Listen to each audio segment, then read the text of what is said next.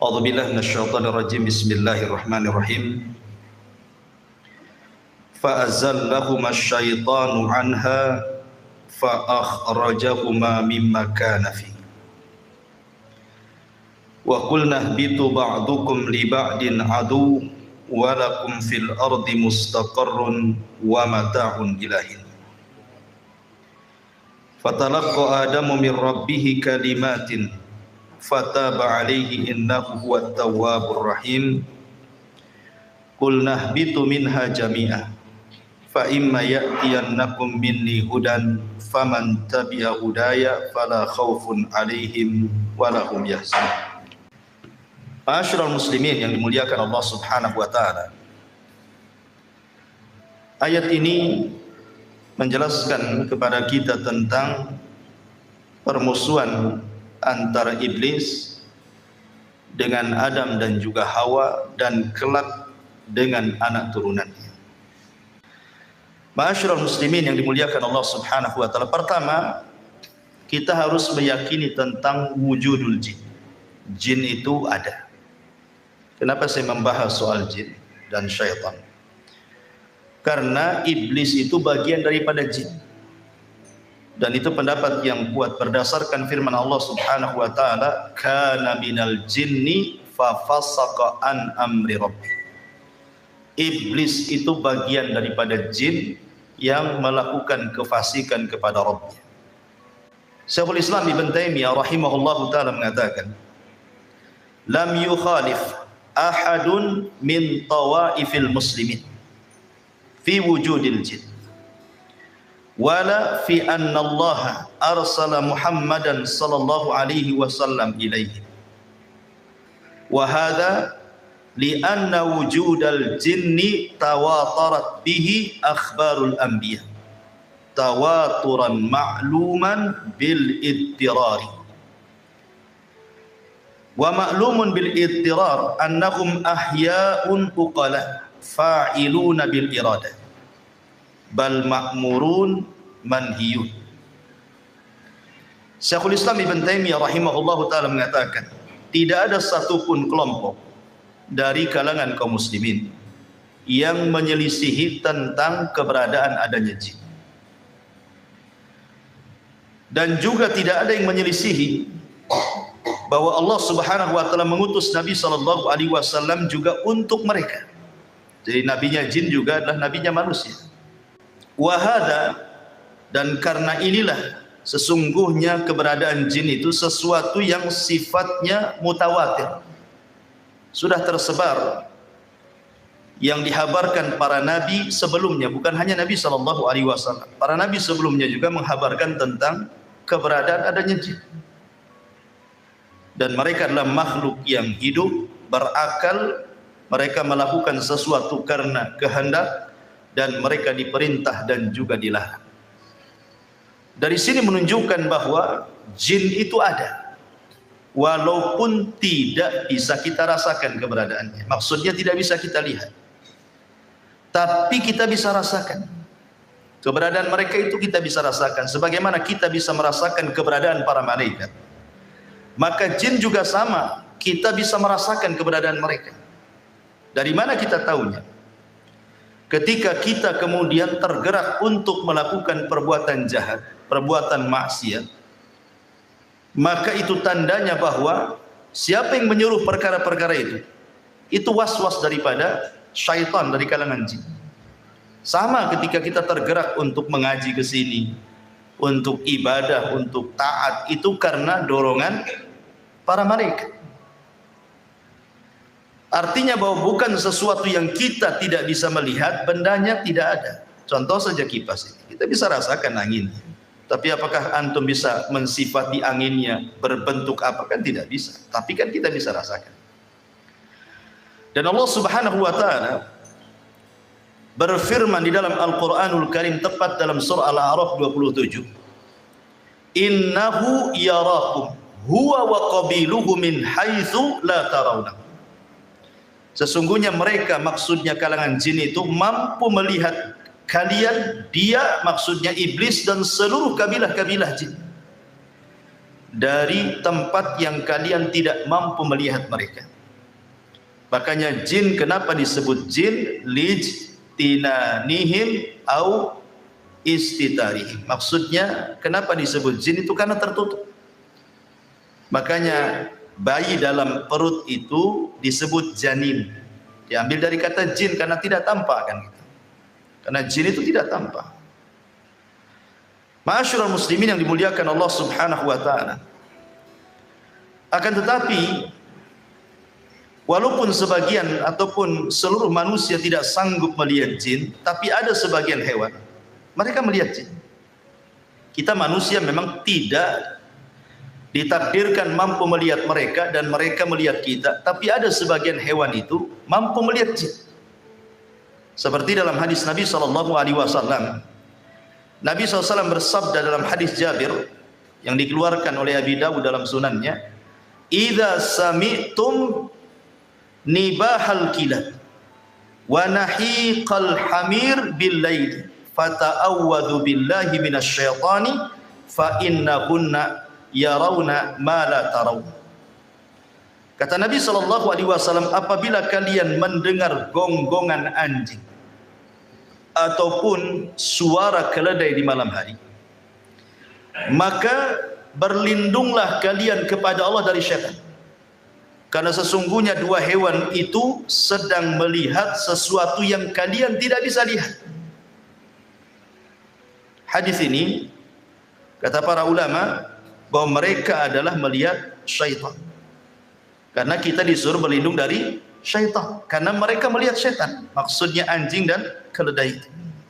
Ya. Artinya ada sebagian hewan itu yang ditakdirkan oleh Allah Subhanahu wa taala melihat mereka, tapi kita selamanya tidak akan melihat mereka. Tapi sebagian para ulama mengatakan sebagai keadilan Allah, ketika di dunia kita tidak bisa melihat mereka, maka di akhirat kita bisa melihat mereka, mereka pula tak bisa melihat kita. Dibalik gitu ya. Kalau di dunia kan kita tidak bisa melihat mereka, tapi di akhirat kita bisa melihat mereka. Itu ada sebagian ulama mengatakan seperti itu. Taib ma'asyiral muslimin yang dimuliakan Allah Azza wa Jalla. Pertanyaannya, kenapa Allah Subhanahu wa taala menciptakan jin? Maksudnya jin-jin yang jahat itu.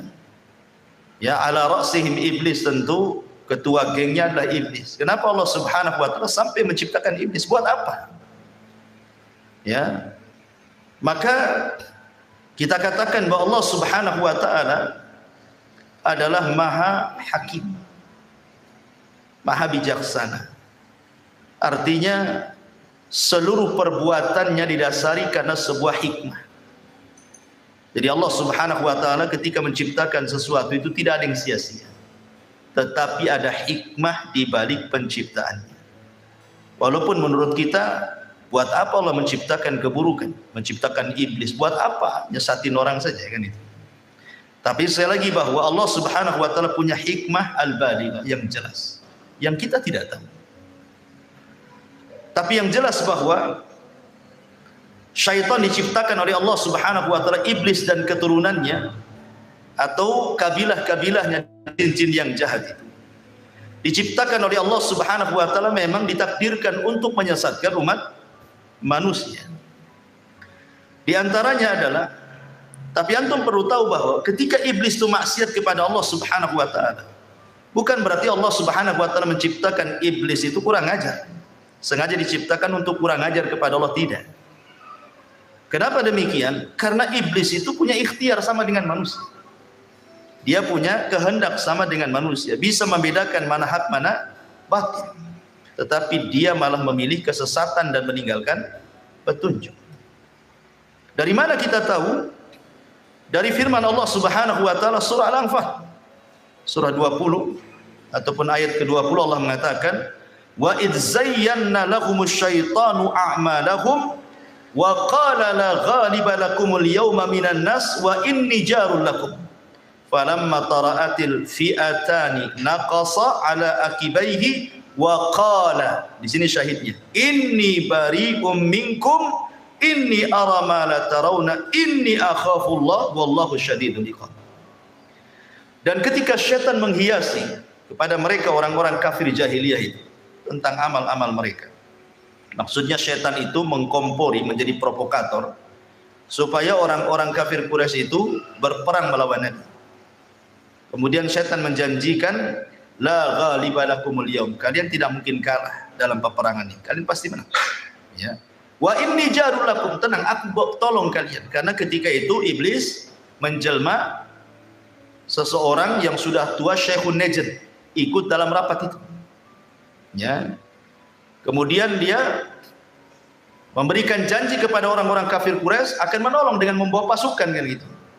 Ketika betul-betul dua pasukan itu sudah berjumpa, pasukan orang-orang Quraisy dan juga pasukan Nabi dan para sahabatnya, nampak akan kalah tuh orang-orang Quraisy. Ketika nampak akan kalah, apa yang terjadi? Kabur iblis. Kemudian mengatakan, inni bari'um minkum, aku berlepas diri dari kalian. Inni ara ma la tarun, aku tahu apa yang kalian tidak tahu. Inni akhafullah, aku takut kepada Allah. Iblis saja takut kepada Allah kan gitu. Kenapa demikian? Wallahu syadidul iqab, karena dia tahu Allah itu kalau mengadab pasti dengan adab yang keras. Iblis tahu. Artinya tersesatnya iblis itu bukan karena Allah menciptakan iblis untuk sesat, tidak. Sesatnya iblis itu karena kehendak dia. Sama dengan manusia kan. Manusia sesat itu karena kehendaknya. Karena Allah Subhanahu wa taala sudah membuat dua jalan kan. Wa hadainahun najdain. Kami jadikan dua jalan, ini jalan ke surga, ini jalan ke neraka. Iblis pula milih jalan ke neraka. Berarti bukan karena kehendak Allah. Bukan Allah sengaja menciptakan iblis untuk sesat gitu ya. Jadi kesesatan iblis itu karena ikhtiar dia. Ya. Ma'asyiral muslimin yang dimuliakan Allah Subhanahu wa taala. Dan di antara hikmahnya yang disebutkan para ulama. Kenapa Allah Subhanahu wa taala menciptakan iblis, jin, syaitan dan yang semacamnya? Pertama, idharu qudratillahi azza wa jalla. Allah ingin menampakkan kuasanya. Allah ingin menampakkan kekuasaannya kepada makhluknya. Di mana Allah Subhanahu wa taala sanggup menciptakan malaikat dari cahaya. Allah sanggup menciptakan Adam dari tanah, dan Allah pun sanggup menciptakan jin, syaitan dari api. Artinya ini kekuasaan Allah. Allah hendak menampakkan kekuasaannya bahwa Allah bisa menciptakan sekehendaknya yang tidak bisa dilakukan siapapun. Kemudian yang kedua, al-fitnatu lil bashar. Di antara hikmahnya adalah memang Allah ciptakan jin dan atas kehendaknya kemudian dia tersesat, Allah sengaja untuk menjadikan fitnah bagi manusia. Karena dengan adanya syaitan dan dia menjadi fitnah bagi manusia, maka disinilah nampak Allah Subhanahu wa taala hendak menguji mereka. Apakah manusia itu jujur? Apakah mereka tidak jujur dalam keimanan? Maka harus diuji kan begitu. Kalau tidak ada mengujinya, tidak ada syaitan, tidak ada iblis, maka tidak ada pembeda antara yang baik dengan yang buruk artinya. Dan buat apa juga Allah menciptakan neraka dan surga kalau begitu? Sehingga memang tujuannya adalah untuk memfitnah manusia. Dan itu bisa kita lihat di dalam surah An-Nisa ayat 116 dan 117. Di mana Allah mengatakan, mengambil ucapan iblis, apa kata iblis? La takhidanna min ibadika nasiban mafruḍa wa la udhillannahum wa la umanniyannahum wa la amurannahum fala yubattikunna adhanal an'am wa la amurannahum fala yughayyiranna khalqallah wa man yattakhidhish syaitana waliyan min dunillah faqad khasira khusranan mubina. Dan syaitan mengatakan, aku pasti mengambil bagian tertentu dari hamba-hambamu ya Rabb, dan pasti aku akan sesatkan mereka, dan akan kubangkitkan angan-angan kosong mereka, dan akan kusuruh mereka memotong telinga-telinga binatang ternak, lalu mereka benar-benar memotongnya, dan aku akan suruh mereka mengubah ciptaan Allah, lalu mereka pun benar-benar mengubahnya.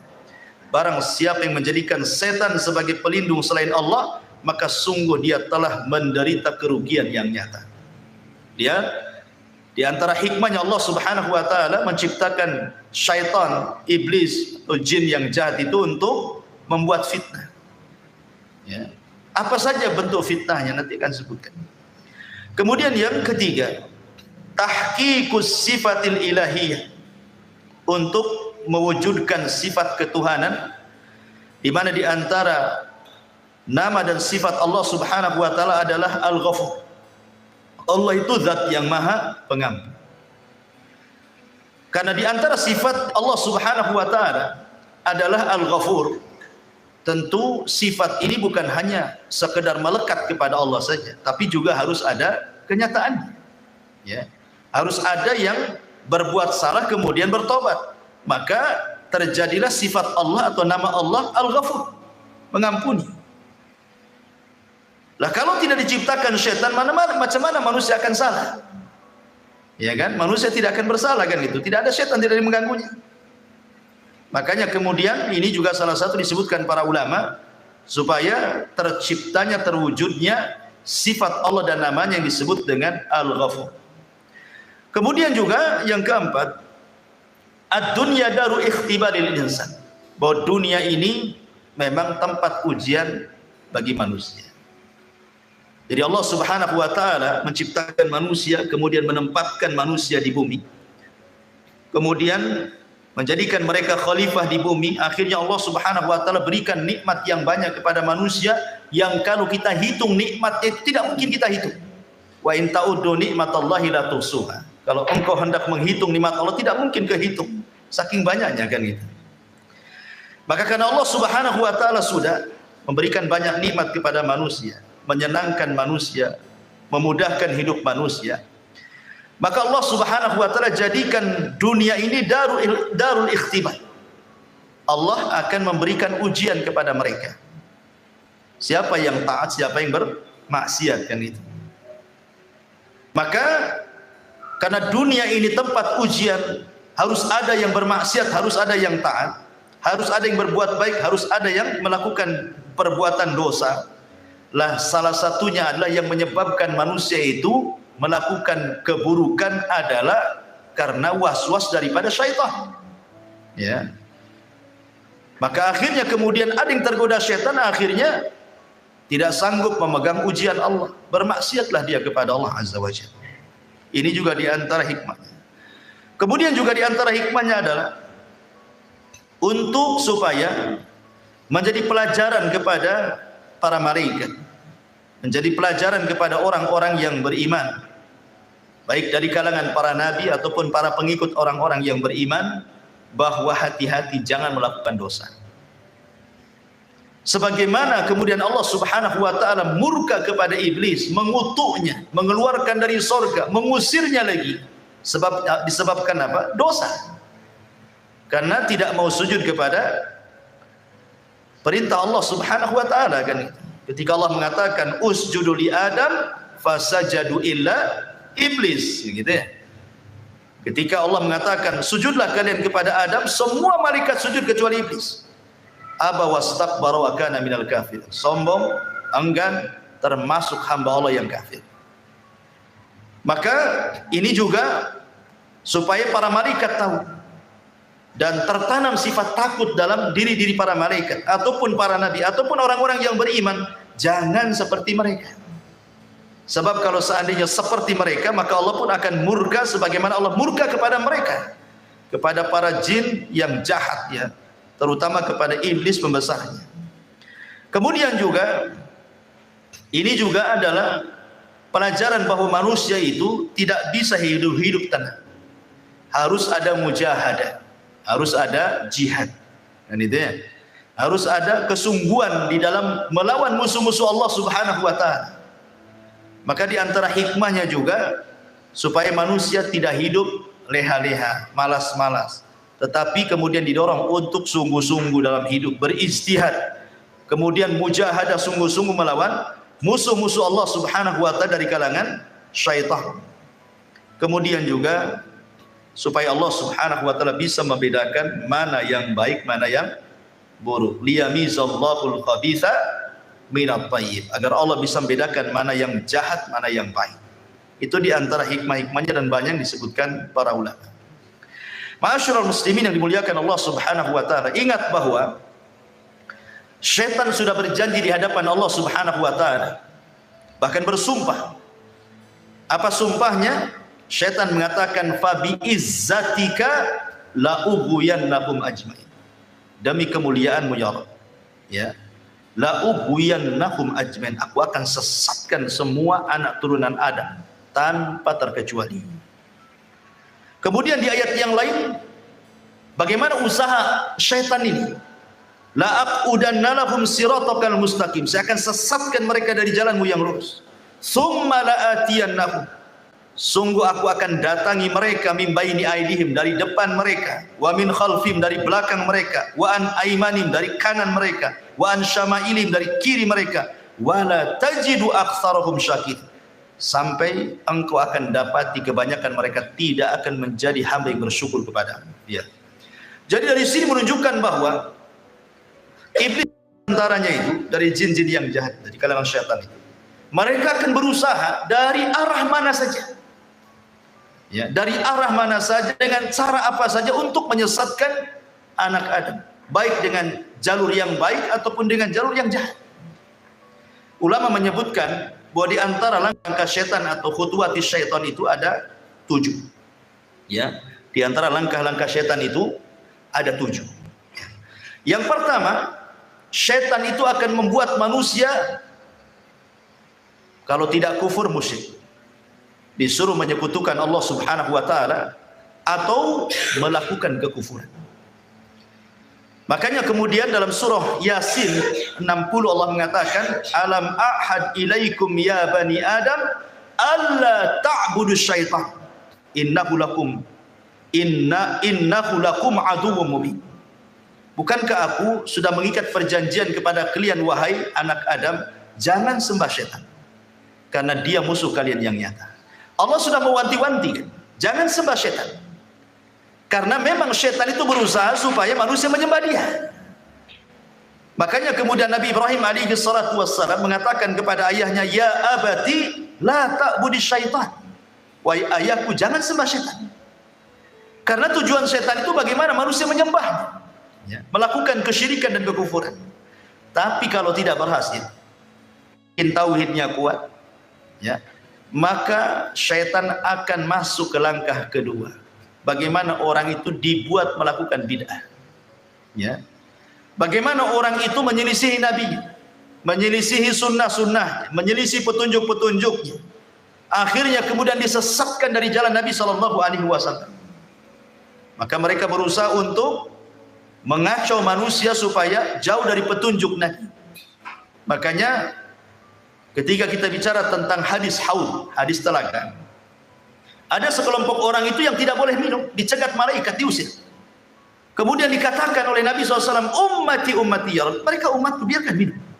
Tapi kemudian dikatakan kepada Nabi SAW, innaka la tadri ma ahdatsu ba'daka innahum ghayyaru wa baddalu. Muhammad, kau tidak tahu apa yang terjadi dengan umatmu sepeninggal. Mereka merubah-rubah syariat, mereka jauh dari petunjukmu, mereka tersesat, ya, dan itu adalah langkah syaitan. Kalau tidak bisa antum melakukan itu, karena mungkin antum kuat tamasuk dengan sunnah, memegang sunnah Nabi SAW, turun ke tingkatan ketiga, antum dibuat melakukan dosa besar. Antum dibuat melakukan dosa besar.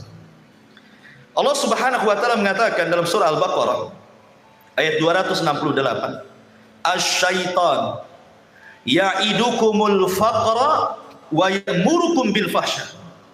Syaitan akan membisikkan di telinga kalian, jangan sedekah, jangan zakat, jangan infak, nanti kau fakir, ya. Wa ya'murukum bil fahsya, kemudian syaitan memerintahkan untuk melakukan kekejian, zina, homoseksual, lesbi, mencuri, minum khamar, macam-macam, ya. Maka kalau tidak bisa ini, maka mungkin orang ini kuat ibadahnya, kuat takutnya kepada Allah Subhanahu wa taala, maka turun ke tingkatan keempat. Syaitan akan mengarahkan antum untuk melakukan as-saghair, dosa-dosa kecil. Mungkin dosa besar tidak. Ya. Anda tidak melakukan zina, tapi Anda melihat aurat perempuan. Ya kan? Seperti itu. Dibuatnya kemudian orang itu melakukan dosa kecil. Ya. Kemudian kalau tidak bisa juga, karena memang Anda ini kokoh akidahnya, kokoh sunnahnya, kokoh ibadahnya, maka setan akan beralih ke nomor 5. Lebih rendah lagi. Apa itu? Disibukkan dengan perkara-perkara mubah. Perkara-perkara mubah. Ya, nonton bola itu mubah. Tidak ada hukum. Tetapi ketika melalaikan sampai nobar antum, sampai jam berapa nobar? Sampai jam 4. Jam 4 ngantuk pula antum. Akhirnya lewatlah subuh. Itu kan? Dimudahkan seperti itu. Perkara-perkara mubah itu disibukkan dengan perkara-perkara mubah untuk apa? Untuk dilalaikan dari zikir, dari ketaatan, dari ibadah. Akhirnya dengan menyibukkan perkara yang mubah, dampaknya adalah lupa kepada ibadah. Ini yang nomor 5. Oh, tidak bisa juga rupanya. Yang nomor 5 ini tak bisa juga nih. Turun lagi itu ke yang ke-6. Apa yang ke-6? Antum disibukkan dengan perkara-perkara yang tidak afdol dan meninggalkan yang afdol. Disibukkan dengan perkara sunnah, tapi melalaikan yang wajib. Antum sibuk sholat malam, bagus sholat malam, bagus sholat malam. Ya. Tapi subuhnya antum nguap-nguap, wah. Sholat malamnya khusyuk antum. Masya Allah, Al-Baqarah antum baca. Ya. Khusyuk sholat malamnya, subuhnya pula kelihap-kelihap nggak jelas. Itu namanya mengambil sesuatu yang mafdul, meninggalkan yang afdol namanya. Yang tidak afdol, yang sunnah antum kerjakan dengan khusyuk, dengan luar biasa, yang jelas-jelas wajib pula akhirnya antum lalaikan. Ya. Oh, ini tak bisa juga nih. Yang terakhirnya setan. Kalau sudah tidak bisa ini semuanya, maka setan tidak bekerja sendiri. Setan akan bekerja sama dengan manusia. Ini kan kerjaan setan sendiri. Dia sudah nggak sanggup nih sendirian nih. Ini harus dilawan rame-rame nih. Kerjasamalah setan dengan manusia. Ya, kerjasama dengan dukun-dukun, dengan paranormal, dengan orang-orang jahat, orang-orang zalim gitu ya. Supaya menyakiti orang dengan lisannya, memukul orang, menyihir orang dan begitu seterusnya. Ya. Itu sudah puncaknya. Ya. Inilah yang disebut dengan khutuwati syaitan. Langkah-langkah syaitan. Makanya Allah mengatakan wala tattabi'u khutuwati syaitan. Janganlah kalian mengikuti langkah-langkah syaitan yang 7 ini. Kenapa? Innahu lakum aduwwum mubin. Karena dia adalah musuhmu yang nyata. Karena syaitan ini cerdas, ikhwan. Terkadang dia masuk ke makanan. Ya kan? Masuk ke makanan dia supaya manusia perkara-perkara ibadah susah dimasukkan. Masuk soal makanan. Kita tahu bahwa makanan itulah yang menumbuhkan daging manusia. Yang mempengaruhi manusia itu makanan dan minuman. Maka setan berusaha bagaimana kemudian orang ini memasukkan makanan yang haram, minuman yang haram. Entah zatnya haram atau cara mengambilnya dengan cara haram. Supaya kalau nanti dia berdoa tidak mustajab lagi doanya. Sebagaimana hadis Nabi SAW ketika menyebutkan dzakara ar-rajul yutilus safar asy'atha aghbar yamuddu yadayhi faqala ya rabbi, kata Rasulullah, mat'amu haramun wa mashrabu haramun wa malbasu haramun wa ghadiya bil haram kaifa yustajabu, kata Rasul. Ada orang yang berdoa tinggi-tinggi memelas, ya Rabb, ya Rabb. Dia sudah miskin, dia musafir, dia mengangkat kedua tangannya. Itu 4 perkara yang jelas-jelas mustajab doa. Mustajab doa itu 1, musafir. Musafir itu mustajab doanya. Ya, makanya kalau ada musafir datang ke rumah antum, tamu dari jauh gitu ya, minta doanya, mustajab itu doanya. Ya. Kemudian yang kedua, fakir, miskin. Orang miskin itu mustajab doanya karena kalau berdoa ikhlas orang miskin itu. Kemudian mengangkat kedua tangan. Rasul mengatakan innallaha hayyun karim yastahyi idza rafa'a yadayhi yastahyi li'abdin idza rafa'a yadayhi an yaruddahu masifra. Allah itu zat yang maha malu tapi maha pemurah. Allah malu kalau ada hamba yang mengangkat tangan seperti ini berdoa, maksudnya doa masalah bukan doa ibadah. Kemudian Allah biarkan kosong tuh tangan. Allah malu. Ya. Kemudian yang keempat, memelas. Ya. Karena di antara sebab mustajab doa kata Rasul itu memelas, terus mengeluh, itu salah satu mustajab doa. Artinya orang ini punya 4 syarat harusnya diijabahkan doanya, tapi tidak diijabah juga. Kenapa? Ya kata Rasul, bagaimana akan diijabah? Makanannya, minumannya, ya kan, dari yang haram, pakaiannya dari yang haram, dibesarkan dari benda yang haram. Fa kaifa yustajabul, bagaimana akan dikabulkan? Lah setan masuk dari jalur ini, ya. Dia berusaha untuk mengacau makanan orang, ya. Karena tahu bahwa perut ini adalah bagian daripada syahwat, ya. Perut ini bagian daripada syahwat. Syahwat itu dari leher ke atas dan dari leher ke bawah, itu syahwat, ya. Dari leher ke atas, mata, telinga, otak, ini bisa melakukan syahwat, memandang yang diharamkan, mendengar yang diharamkan, mengucapkan sesuatu yang diharamkan, berpikir yang jorok yang diharamkan. Dari leher ke bawah ada perut dan kemaluan. Lah itu setan berusaha untuk menghiasi itu semua tuh. Seperti itu langkah-langkah setan. Ikhwatu fiddin, muliakan Allah Azza wa Jalla. Kemudian setan masuk dari 2 jalan. Pertama dari syubhat, yang kedua dari syahwat, ya. Syubhat merusak agamanya, syahwat merusak akhlaknya. Kalau sudah masuk 2 jalur itu, rusak semuanya manusia itu. Agamanya rusak, akhlaknya rusak. Apa yang dikehendaki manusia itu? Ya. Ma'asyiral muslimin yang dimuliakan Allah Subhanahu wa taala.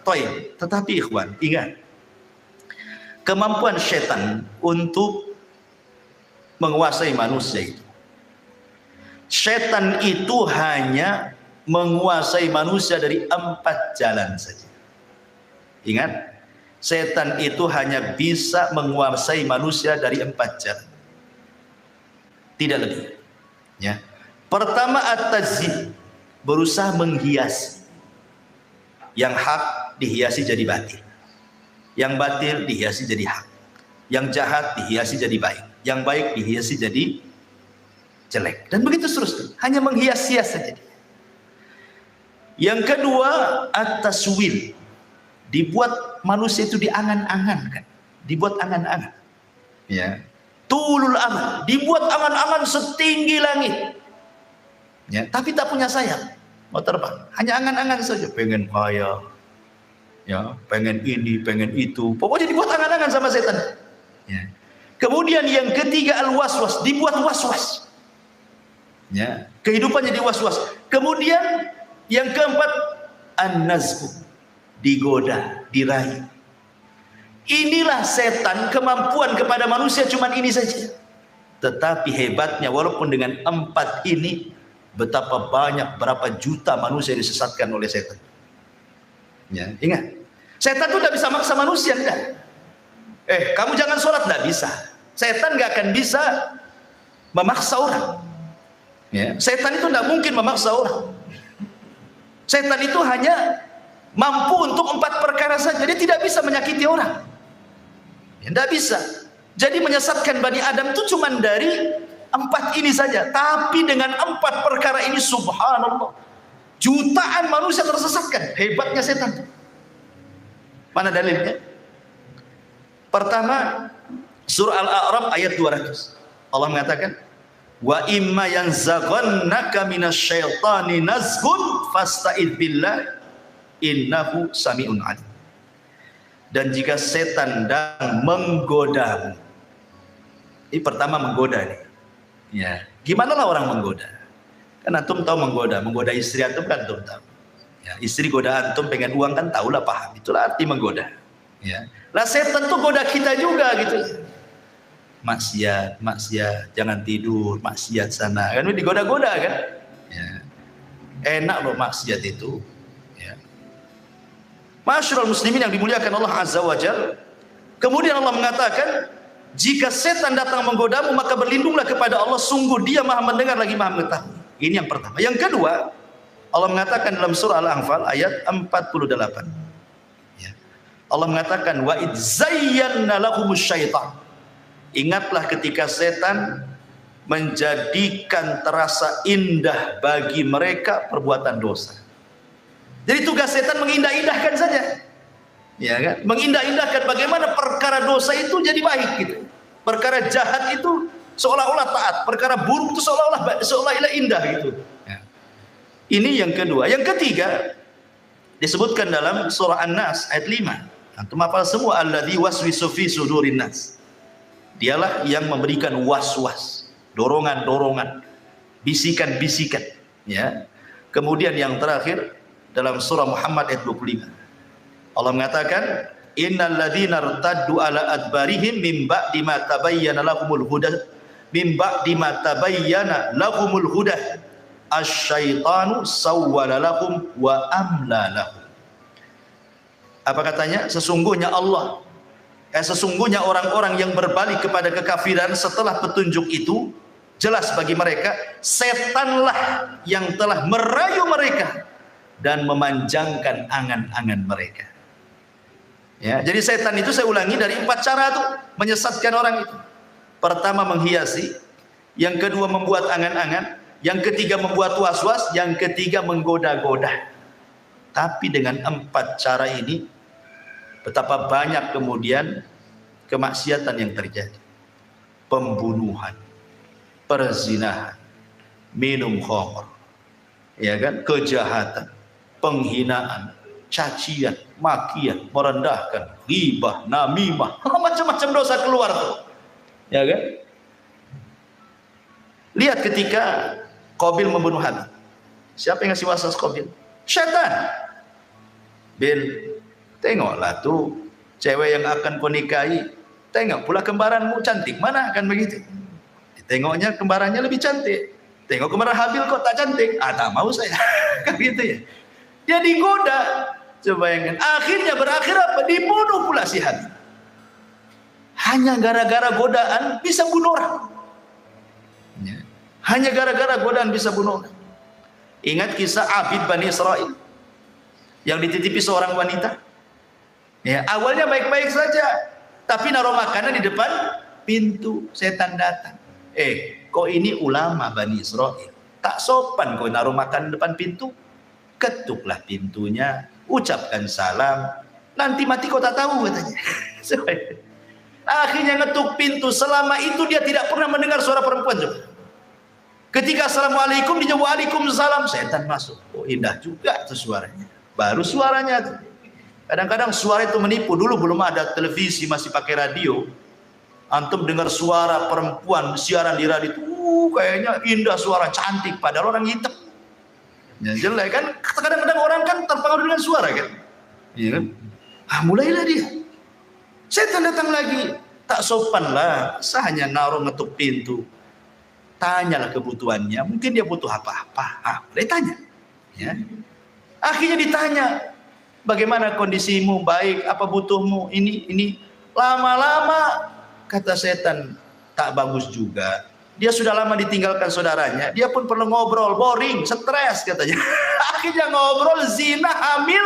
Setelah hamil apa? Setan ngomong, nanti kalau saudaranya datang dari jihad, tahu kau yang menghamilinya, kau akan dibunuh. Kalau kau ingin selamat, bunuh bayinya, hilangkan barang buktinya. Nah, mulai membunuh tuh. Ya. Sudah dibunuh bayinya, datang pula setan. Apa wanita itu tidak akan cerita sama saudaranya? Pasti cerita juga tuh. Sebaiknya kau bunuh juga daripada kau dibunuh. Dibunuh semuanya, habis sebenarnya. Sampai di sini tidak juga. Akhirnya saudaranya datang dari jihad, nanya adiknya. Kata setan, berdusta saja. Ya. Bilang saja pergi, entah kemana. Dibilangnya tidak ada pergi. Ya percaya saja yang ngomong ustaz, ya, yang ngomong ahli ibadah. Ibadahnya orang yang paling khusyuk di Bani Israel. Ya percaya saja lah. Rupanya saudaranya pulang, setan masuk ke saudaranya dalam mimpi. Dikasih tahu bahwa yang membunuh adalah si pendeta itu. Oh, marah saudaranya. Berangkat dia. Sebelum datang setan pula datang ke pendetanya. Itu saudaranya sudah datang bawa pedang tuh. Membunuh kamu. Kau ingin selamat? Gampang, sujud sama aku katanya. Sujud dia. Datang saudara ditebas kepalanya. Lagi sujud sama setan, mati dia. Subhanallah. Tuh, bayangkan kan, khutuwatus syaitan. Ya, macam-macam dosa dilakukan dia sampai ke tingkat kufur menyembah setan. Begitulah setan menggoda anak Adam, ma'asyiral muslimin yang dimuliakan Allah Azza wa Jalla. Dari sini kita harus mengenal, setelah kita tahu langkah-langkahnya, maka kita harus tahu juga waktu-waktu setan, kemudian tempat-tempat setan. Harus mengenal bagaimana setan bermuamalah dengan manusia. Kita harus kenal supaya kita bisa menjauhinya. Adapun waktu-waktu setan, pernah saya jelaskan bahwa waktu setan itu ada 3. Pertama, mendekati waktu maghrib. Nabi SAW bersabda dalam sebuah hadis bahwa apabila datang menjelang maghrib, istajnahal lailu, au kana janhul laili fakuffu sibyanakum fa inna syaitan tantashiru hina idin. Kata Rasul, apabila mendekati waktu maghrib, ya, menjelang terbenamnya matahari, kata Nabi SAW, tahan anak-anak kalian, jangan main di luar rumah, masukkan ke rumah, kunci jendela, kunci pintu. Itu setan lagi menyebar di mana-mana. Ya, setan lagi banyak di mana-mana. Kenapa?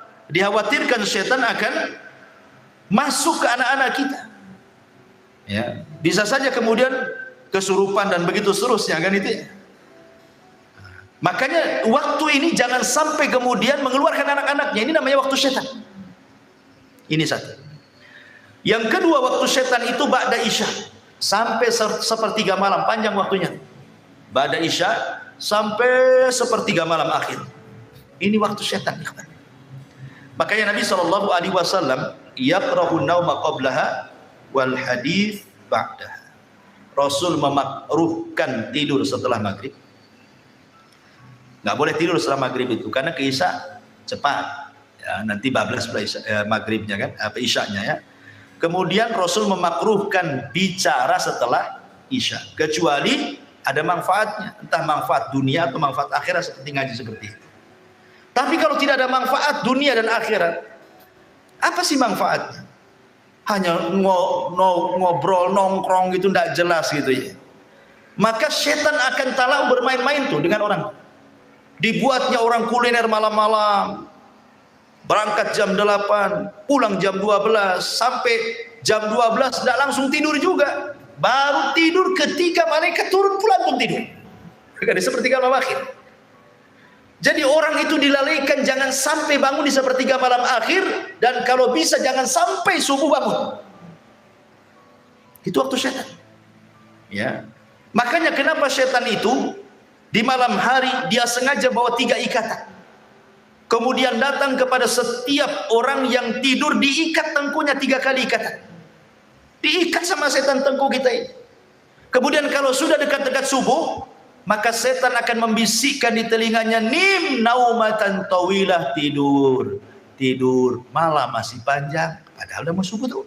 Itu lagunya tuh. Tidur, tidur, malam masih panjang katanya kan. Coba bayangkan, ya senang aja dia tidur kan. Makanya kata Nabi SAW, kalau dia terbangun wa dzakarallah, langsung dia membaca alhamdulillahilladzi ahyana ba'dama amatana wa ilaihin nusyur, 1 ikatan hilang. Kalau dia berwudu, 2 ikatan hilang. Kalau dia sholat, hilanglah semua ikatan sehingga dia menjadi jiwanya baik dan menjadi nasyid, rajin. Rajin. Ya. Rajin itu artinya tidak jadi pemalas. Ya. Ini yang kedua. Yang ketiga, waktu setan itu menjelang zuhur, kubalai zuhur, ya sekitar jam 11, setengah 11 sampai jam 12 lah gitu ya. Itu namanya waktu setan. Dari situlah Nabi SAW mengatakan apa? Kilu fa inna syaitana la yakin. Tidurlah siang karena setan tidak pernah tidur siang. Ya, ya bukan tidur betulan, tidur ya mungkin 10 menit jadilah, walaupun ya sleep chicken. Tidur biasa saja walaupun tak nyenyak gitu. Bahkan menurut penelitian Profesor Amerika itu, orang yang membiasakan tidur siang menjelang zuhur itu ya antara jam 11 gitu ya, tidur 10 menit jadilah. Walaupun tidak tidur beneran, rebahan-rebahan itu, maka akan dijauhkan dari stroke dan akan diperbaiki jantungnya, kata mereka. Ya, walaupun nggak diteliti orang, kita yakin bahwa setiap perintah itu ada hikmah. Sami'na wa ata'na, selesai. Ya, artinya sekali-kali gitu.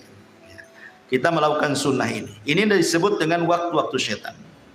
Ya, ada juga waktu-waktu yang kita disuruh untuk isti'adzah. Ya, kapan itu? Pertama, waktu marah. Ini setan masuk ke badan kita. Orang marah itu setannya masuk. Waktul ghadab. Makanya kenapa kata Nabi SAW, apabila engkau marah dalam posisi berdiri, duduk. Kalau masih marah juga, baring. Kalau masih marah juga, wudu. Masih marah juga, sholat. Masih marah juga, tak tahulah, memang pemarah dia. Artinya sudah macam-macam nih kan. Jadi tahap-tahapan Nabi SAW itu sudah dikasih tahu. Ya. Kemudian yang kedua, waktu syahwat. Waktu ketika orang itu syahwatnya bangkit. Istiadah kepada Allah Subhanahu wa Ta'ala. Apalagi anak-anak muda yang belum kawin, bahaya. Maka disuruh puasa untuk meredakan syahwat. Kemudian juga qabla shalah, menjelang waktu salat. Biasanya setan datang tuh. Kemudian diberatkan kaki melangkah untuk sholat. Istiadah kepada Allah Azza wa Jalla. Ya. Kemudian yang keempat, al-iqdam ala a'malis salihati. Ketika hendak melakukan sebuah kebaikan. Entah mau kerja bakti di masjid gitu ya. Entah mau sedekah, entah mau apa, pokoknya ada saja. Enggak bisa lewat dia, lewat istrinya. Bang, jangan sedekah dulu lah, Bang. Kenapa deh? Ambillah motor dulu. Kan gitu. Jadi nggak bisa lewat dia, lewat istrinya kan itu. Jadi dia setan itu berusaha, makanya waktu-waktu seperti ini istiadah, termasuk indan naum, menjelang tidur. Makanya Nabi SAW meruqyah dirinya dengan membaca 3 qul, kemudian mengoles-ngoles badannya, mengusap dari atas kepala sampai kaki. Untuk apa? Supaya jangan diganggu syaitan. Makanya Rasul itu memberikan irsyad kepada kita berwudu, ya kan, sebelum tidur. Kemudian membaca 3 qul, 3 kali diusapkan semua badan. Ya, kemudian kalau kita ingin bertasbih, tasbih 33 kali, tahmid 33 kali, takbir 34 kali, kan gitu ya. Baca ayat kursi. Nah, maka orang yang sebelum tidur seperti ini, ikhwan, saat tidur itu malaikat akan ada di samping kiri kanan kita. Setiap kita guling ke kiri, maka malaikat sebelah kiri akan mengatakan Allahumma gfirlahu, Allahumma arhamhu. Ya Allah, ampuni orang ini, ya Allah, rahmati orang. Kalau berguling lagi ke kanan, malaikat sebelah kanan ngomong gitu juga sampai dia bangun. Coba bayangkan, seandainya Allah takdirkan dia meninggal dalam posisi dia sedang didoakan malaikat, ya kan? Tapi kalau nggak berdoa, ya samping kirinya setan lah. Apalagi dibuat mimpi-mimpi buruk lagi, mimpinya itu jatuh dari atas ranjang. Baik. Masyaallah muslimin yang dimuliakan Allah Azza wa Jalla. Ini juga diantara waktu-waktu kita disuruh untuk istiadah ya. Kemudian bagaimana syaitan itu masuk dalam kehidupan manusia ya? Kita tahu bahwa Allah Subhanahu wa Ta'ala berfirman dalam surah Al-Fatihah, Alhamdulillahi Rabbil Alamin. Segala puja dan puji hanya milik Allah, Rabb semesta alam. Allah menciptakan alam itu, ada alam malaikat, ada alam jin, ada alam manusia, ada alam binatang, ada alam tumbuh-tumbuhan, ada alam yang tidak diketahui manusia. Yang tampak itu sedikit, yang tidak tampak itu banyak. Ya. Wa yakhluqu ma la ta'lamun. Allah menciptakan yang kalian tidak tahu. Ada alam-alam yang kita tidak tahu. Ya. Intinya bahwa di antara dua makhluk yang berakal yang Allah ciptakan yang ada hubung kait dengan manusia, pertama malaikat. Malaikat sejak sujud kepada Adam, sejak itulah ada hubung kait antara malaikat dengan Adam dan dengan seluruh anak keturunannya. Malaikat akan senantiasa bersama manusia. Ya, sejak janinnya dia yang meniupkan ruhnya, dia yang mencatat takdirnya. Ya kan? Kemudian lahir dengan selamat. Kemudian setelah lahir ke dunia, maka malaikat akan menjaga dia. Wa inna alaikum lahafidin. Sungguhnya Allah utus kepada kalian malaikat-malaikat menjaga. Kemudian setelah balik, mukallaf, malaikat catat, raqib dan atid amalan baik kita, kan itu. Dan begitu seterusnya. Ada malaikat terbang ke sana kemari mencari majelis ilmu, majelis zikir. Ada malaikat tiap Jumat berdiri di pintu masjid, mencatat orang yang pertama bagikan korban unta, kedua bagikan korban sapi, ketiga bagikan korban kambing, keempat bagikan korban ayam, kelima bagikan korban telur ayam. Habis telur ayam. Tak ada. Tak mungkin tai ayam. Kan itu. Artinya bahwa sudah, malaikat ada yang berdiri di pintu masjid setiap Jumat. Jadi malaikat itu memang ada hubung kait dengan kita semuanya. Sampai ketika mati, malaikat juga yang mengucapkan, mencabut roh kita. Ketika kita di alam kubur, malaikat juga yang tanya kita, raqib dan atid. Dan begitu sampai masuk ke dalam sorga, yang bukakan pintu sorga juga malaikat ribuan. Dan begitu seterusnya. Malaikat nggak akan lepas dari manusia. Sejak hidup sampai mati, sampai masuk surga atau masuk neraka. Jin juga sama. Jin akan masuk dalam kehidupan manusia. Ya, apa saja tadakhulnya setan kepada kehidupan Bani Adam itu. Ma'asyiral muslimin yang dimuliakan Allah Azza wa Jalla. Yang pertama, tentu yang paling bahaya adalah setan masuk dalam kehidupan manusia. Tadi saya sudah katakan, setan akan berusaha untuk membuat kufur kita. Membuat kufur anak Adam supaya menjadi pengikut dia, kan itu ya, masuk neraka sama-sama. Kemudian yang kedua, setan juga akan bersyirikat kepada manusia pada harta manusia dan anak-anak manusia. Ya, masuk ke harta manusia itu maksudnya entah mencuri dapat harta, kan itu, entah suruh korupsi dapat harta, entah ngambil hak orang lain dapat harta, dan begitu seterusnya. Atau masuk ke anak-anak kita tidak tanggung jawab mendidiknya, akhirnya dia jadi jahat dia. Ya, itu semua adalah godaan setan tadi yang 4 tadi. Menghiasi, menggoda, membuat angan-angan, membuat was-was. Nah, kemudian juga yang ketiga, setan masuk juga pada seluruh kehidupan manusia. Antum rapat, setan juga ada di situ. Makanya lihat di rapat tuh ada juga yang gebrak-gebrak meja. Emosi dia, ada setannya, kan itu ya. Lagi emosi masuk jadi rapat. Lihat ketika Nabi SAW dah hijrah, rapatlah Abu Jahal di mana? Di Darun Nadwah. Untuk apa? Mensiasati menangkap Nabi, berujung dengan membunuh Nabi. Itu siasatnya. Sehingga Allah mengatakan, wa idh yamkuru bikal ladzina kafaru liyuthbituka aw yaqtuluka aw yukhrijuk. Ketika setan membuat makar kepada manusia untuk memenjarakan Nabi, untuk membunuh Nabi, untuk mengusir Nabi. Jadi orang itu rapat. Abu Jahal dan ketua-ketua kabilah rapat di Darun Nadwah. Datang setan menjelma manusia, ikut rapat pula di situ. Coba bayangkan, kalau rapat setan pula pesertanya, kira-kira gimana rapatnya? Kacau ya. Jadi manusia itu masuk ke rapat-rapat manusia. Ya. Jadi semua perkara-perkara manusia akan masuk di situ. Dan itu disebutkan dalam sebuah hadis Nabi SAW, inna syaitana yahduru ahadakum inda kulli syai'in min sya'ni. Setan akan masuk kepada salah seorang di antara kalian dalam seluruh perkara kehidupannya dia, sampai kepada makanan. Antum makan, ya, makan. Tiba-tiba kemudian ada, anggaplah nasi jatuh. Ya, setan masuk, jangan diambil, jangan diambil. Ya, disuruh apa? Mubadir. Dan Allah mengatakan innal mubadzirina kanu ikhwana syaitan. Orang-orang yang membadirkan itu termasuk teman-teman setan. Makanya kata Nabi SAW, idza saqatat min ahadikum luqmah falyumithu, kata Rasul. Kalau antum lagi makan, tiba-tiba ada satu nasi jatuh, kata Rasul, ambil, makan. Sudah diambil sama Nabi. Jangan tabdzir, ya kan? Kenapa demikian? Karena Rasul mengatakan, "Tsumma liyakulha wala yada'aha lisyaiton." Makan yang jatuh itu jangan tinggalkan untuk setan. Rasul mengatakan jangan tinggalkan untuk setan. Berarti ada setan nunggu-nunggu jatuh tuh. Antum enggak tahu saja kan? Jadi setan tuh nunggu-nunggu depan antum tuh, kapan jatuh, kapan jatuh. Kalau jatuh jangan diambil, jangan diambil. Gitu maksud. Kalau diambil, setan kelaparan dia, nggak makan. Tapi kalau antum yang masuk lebih sedikit daripada yang keluar, sangkanglah setan. Ya. Jadi jangan tabdir mubadzir. Apa banyak sekarang naudzubillah kita lindung kepada Allah ikhwan.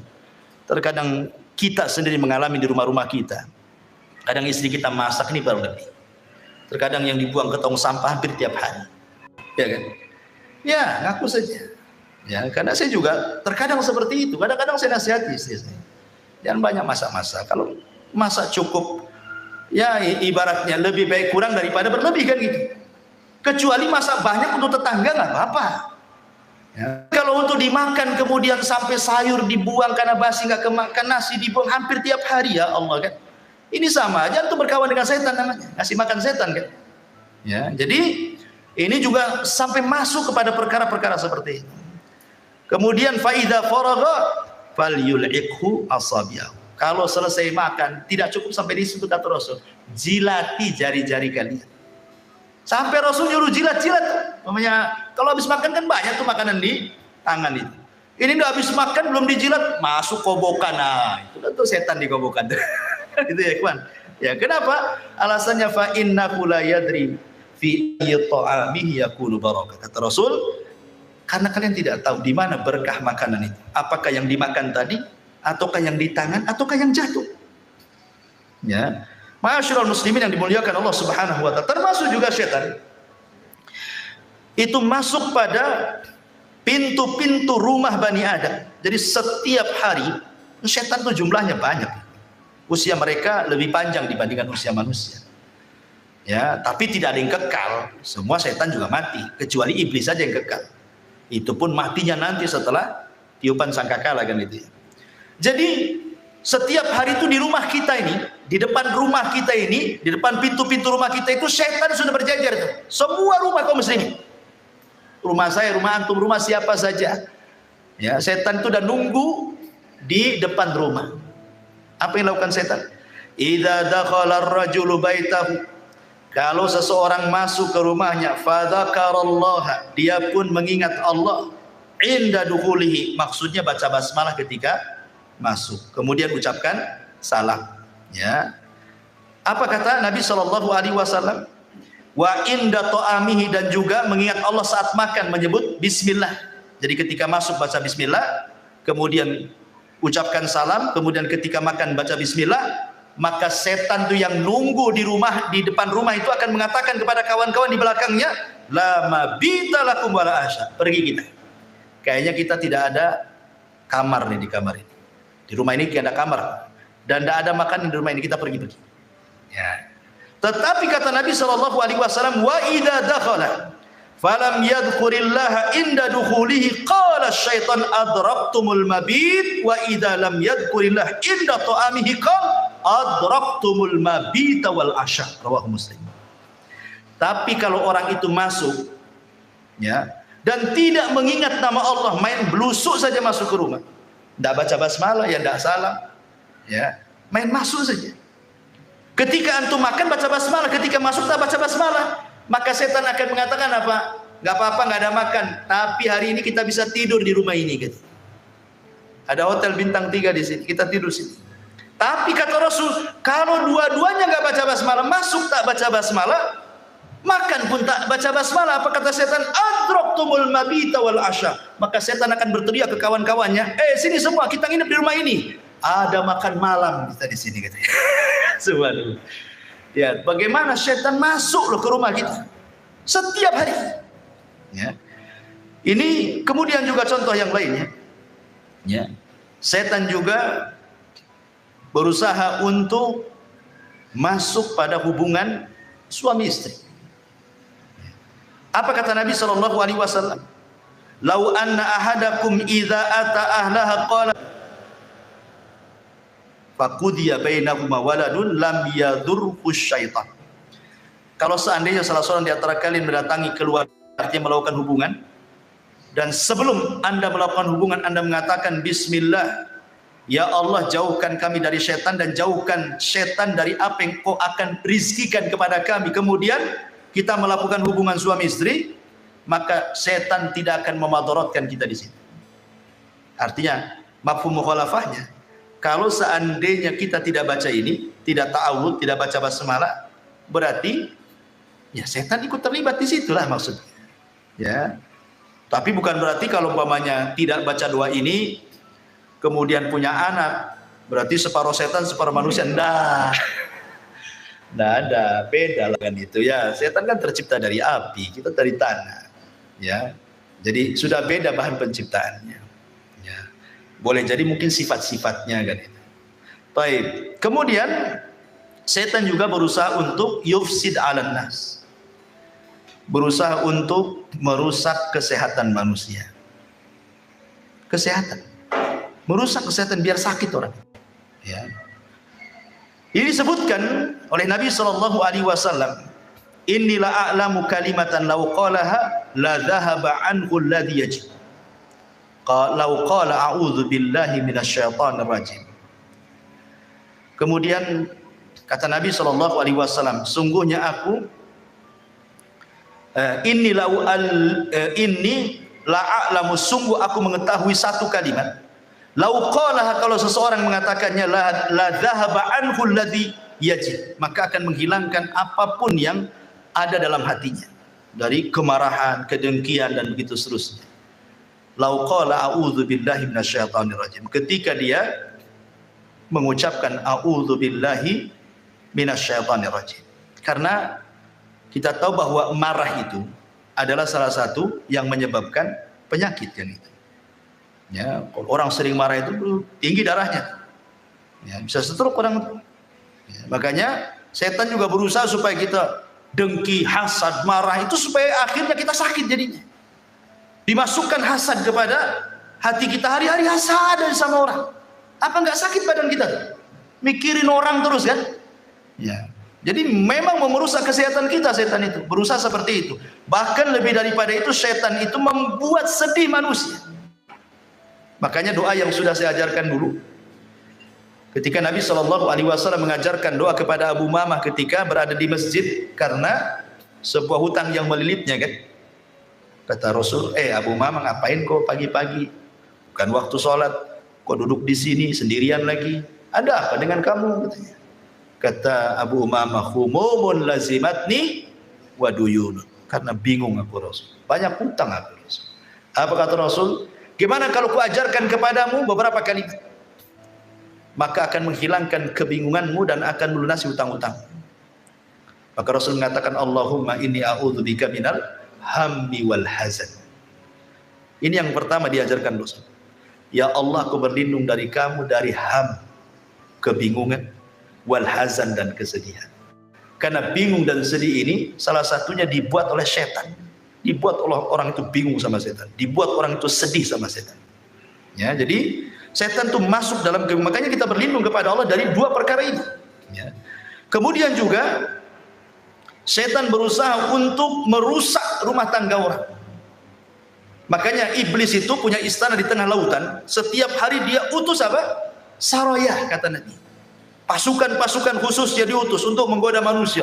Yang satu menggoda jangan sholat, yang satu menggoda jangan sedekah, yang satu menggoda jangan zakat, yang satu menggoda jangan puasa, yang satu menggoda supaya marah-marah dan begitu seterusnya. Setelah satu hari mereka berusaha menggoda manusia, laporlah kepada setan tuan mereka. Ya iblis, ya tuan iblis, saya sudah menggoda dia. Dia tidak sholat. Iblis biasa-biasa saja. Ya. Kenapa kok saya sudah menggoda dia sampai dia tidak sholat, kok Anda tidak bahagia? Ya ngapain kok goda? Dari dulu pun tak sholat dia katanya. Nggak, biarkan saja kan gitu. Nah, artinya bahwa iblis nggak takjub dengan perkara-perkara itu. Ketika ada satu orang berhasil, ya Tuhan iblis, aku farraqtu baina zaujain. Aku berhasil memecahkan, membuat perang antar suami istri sampai bercerai keduanya. Langsung berdiri iblis tuh. Berdiri begini. Begini nih, diambil pialanya, diletakkan di kepalanya, anta kata. Oh, kamu sebaik-baik orang terdekatku, kamu sebaik-baik orang terdekatku. Dipeluknya dia. Menunjukkan apa ikhwan? Menunjukkan bahwa iblis suka kalau seandainya anak buahnya mampu menceraikan suami istri. Kenapa? Karena korbannya banyak. Kalau orang tidak sholat, dia saja korbannya. Kalau orang tidak puasa, dia aja korbannya. Kalau orang tidak sholat malam, dia aja korbannya, kan gitu ya. Tapi kalau suami istri kemudian retak, kemudian cerai, kemudian banyak anaknya, istri korban, suami korban, anak-anak pun korban.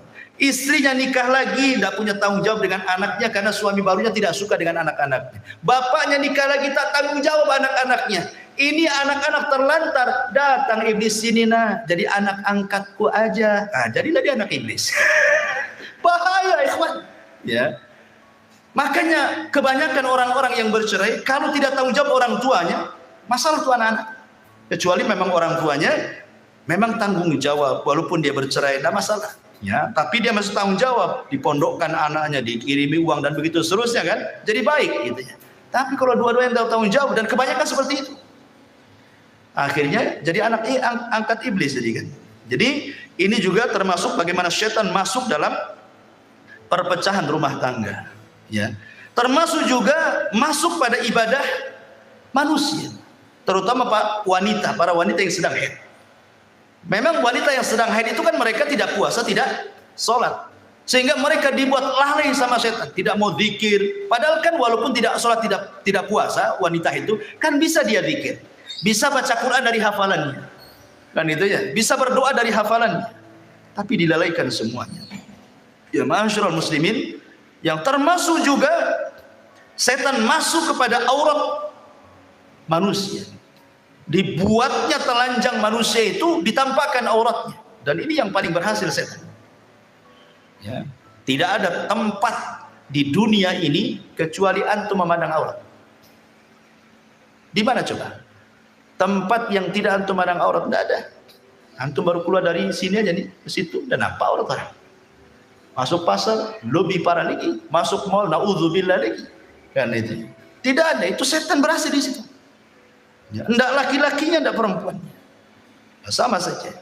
Kemudian juga selain daripada itu, setan juga bahkan mengganggu anak kecil yang baru lahir dengan cara apa? Menusuk lambung sebelah kirinya, tusuk tuh sampai nangis. Makanya setiap bayi lahir pasti nangis. Kenapa? Ditusuk setan tuh sebenarnya, tapi tidak memudaratkan tusukannya, hanya memberitahu aku musuhmu loh, itu aja. Jadi udah dikasih tahu tuh sama setan itu, sejak kecil-kecil aja lahir udah dikasih tahu dia musuhnya, makanya ditusuk sama dia. Makanya Nabi SAW mengatakan dalam riwayat Bukhari Muslim, "Ma min maulud yuladu illa wasyaitan yamussuhu hina yulad." Tidak ada satupun bayi yang dilahirkan kecuali setan pasti akan menusuknya dia, kecuali Maryam dan anaknya Isa ibnu Maryam. Ya, tidak bisa ditusuk setan dua orang, Maryam dan putranya, ya. Kemudian juga di antara usaha setan untuk menggoda Bani Adam itu masuk kepada apa? Perkara-perkara bagaimana orang itu dilalaikan dari ibadah, zikir, baca Quran, dibuatnya futur orang. Orang dibuat futur, ya, kan? Ya, kemudian dihiasi dengan dunia karena sibuk kerjalah, sibuk ini, sibuk itu dan yang lain, akhirnya lupa ibadah, lupa sholat, lupa ngaji, lupa segalanya. Intinya bahwa setan itu sekali lagi sebagaimana firman Allah yang sudah saya sebutkan di atas tadi, dia akan datang dari belakang, dari depan, dari samping kiri, dari samping kanan, atas, bawah, sehingga orang tidak bisa bergerak. Dan setan itu, jin-jin itu kan diberikan usia panjang, sehingga mereka biasa menghadapi orang-orang sebelumnya yang cerdas-cerdas. Ya tentu kan sebagaimana levelnya. Ya setan yang dikirim ke ustaz kan beda dengan setan ke antum gitu kan. Setan yang dikirim ke ulama, ke syekh, ya mungkin lebih hebat lagi kan gitu ya.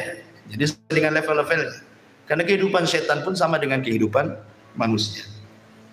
Baik, ma'asyiral muslimin yang dimuliakan Allah Subhanahu wa taala. Sedikit kita menjelaskan tentang gambaran jin dan syaitan ini. Kita tahu bahwa jin dan syaitan tercipta dari api. Ujungnya lah api. Allah mengatakan dalam surah Al-Hijr 27, wal janna khalaqnahu min qablu min naris sam.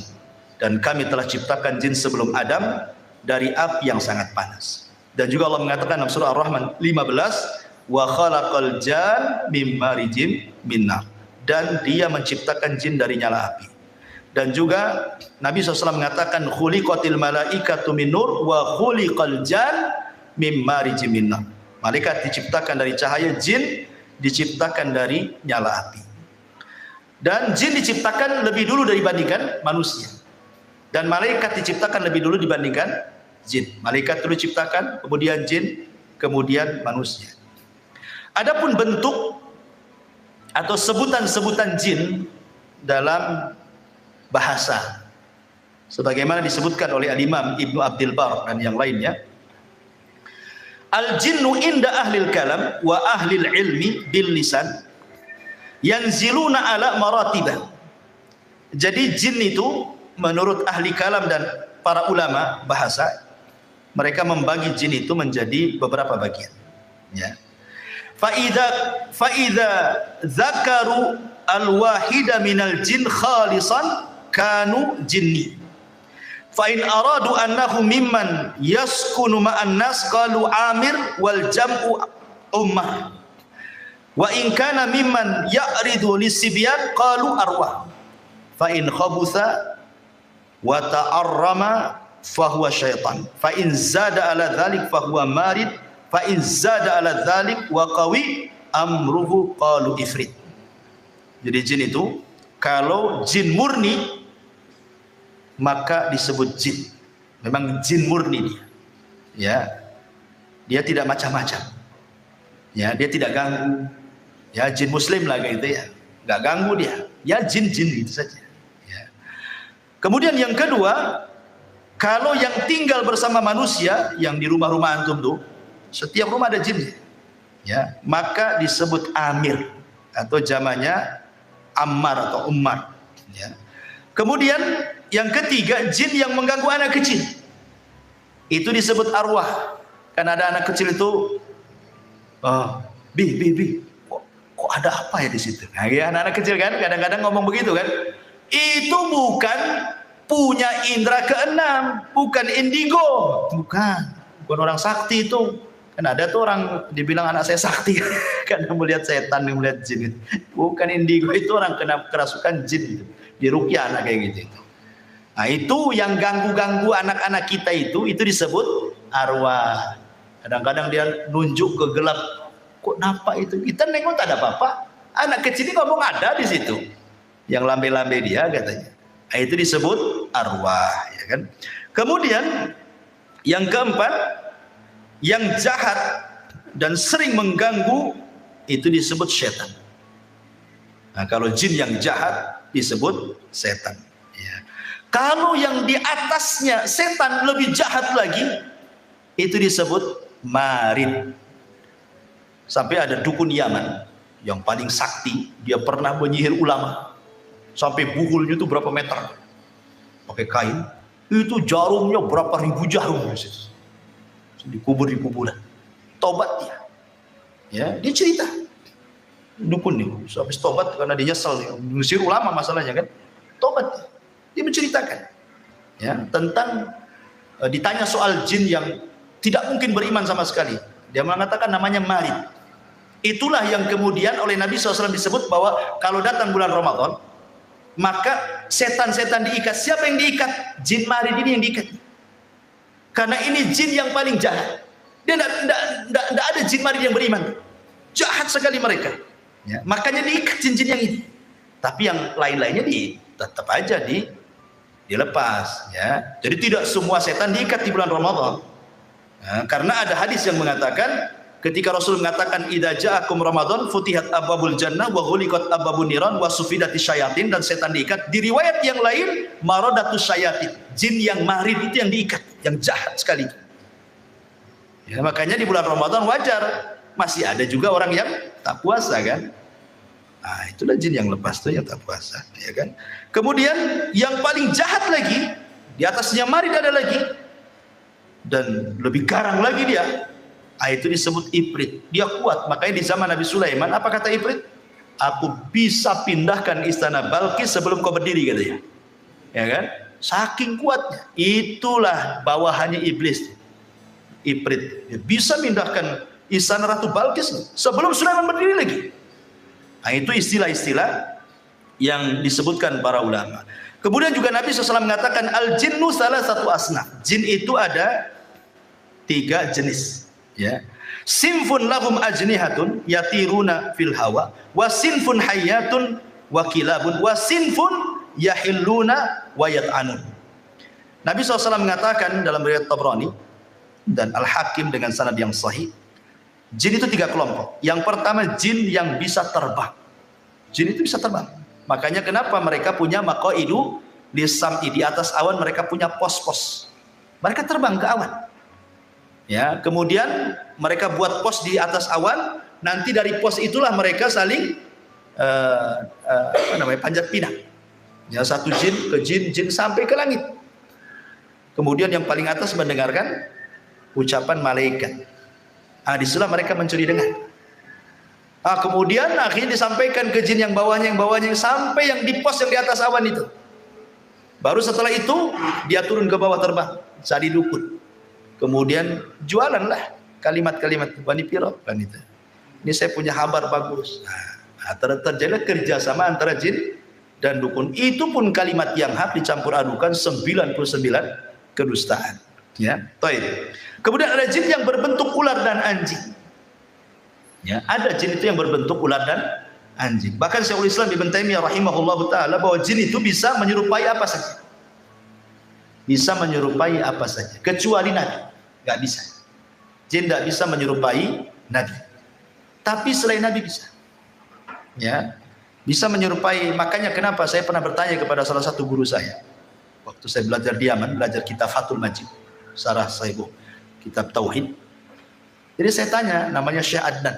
Ya, Syekh, saya kebiasaan di kampung saya cerita, agak panjang ceritanya. Waktu saya di kampung di Jawa Barat, di Majalengka sana, ada tukang mabok. Ya. Jadi zaman dulu preman-preman itu, mereka bukan kayak sekarang merek-merek Homer itu kan macam-macam ya. Kalau dulu itu kan paling tinggi cap janggut, ya kan?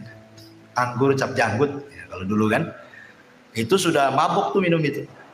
Jadi preman-preman desa ini buatlah lomba mabok-mabokan. Karena satu botol tidak puas, akhirnya apa? Dicampur dengan spiritus. Jadi campur dengan spiritus. Kurang kuat juga dicampur dengan pil BK. Untuk pil BK, untuk anjing gila. Jadi dioplos tuh. Bayangkan, anggur, kasih spiritus, kasih pil BK.